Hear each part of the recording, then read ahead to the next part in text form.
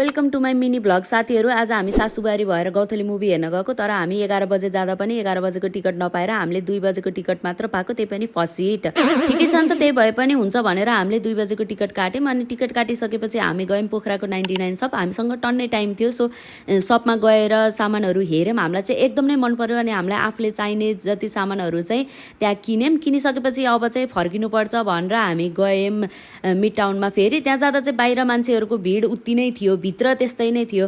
अनि हामी बिस्तारै माथि गइसकेपछि त्यहाँ टिकट स्क्यान गरेर 20 मिनट्स जस्तो हामी वेट गर्नु परेको थियो। त्यहाँ हेर्दा हेर्दै यति धेरै मान्छेहरू हुनुहुन्थ्यो नि, कस्तो क्रेज के। सायद छोरी मान्छेको पीडा व्यथाहरू देखाइएको भएर होला, एकदम नै धेरै हुनुहुन्थ्यो यो फिल्म हेर्ने। र मलाई पनि पर्सनली आजसम्मकै सबसे मन परेको फिल्म हो। त्यसपछि फिल्म सकिसकेपछि सबैजना कति राम्रो भन्दै निस्किरहनु भएको थियो। अनि हामी गयौँ हङकङ बजार। हङकङ बजारभित्र हामी तरकारी मन्डीमा छिर्यौँ। तरकारी मन्डीमा गएर चाहिँ हामीले घरमा के तरकारी ल्याउनु छ त्यो सबै हेरौँ। यहाँ चाहिँ सिजनल तरकारीहरू सबै पाइन्छ र आफूलाई चाहिने जति हामीले तरकारीहरू किन्यौँ यहाँबाट। त्यहाँबाट गाडी चढेर अनि हामी फर्कियौँ घर। आजको लागि यति नै। Thank you so much for watching. By.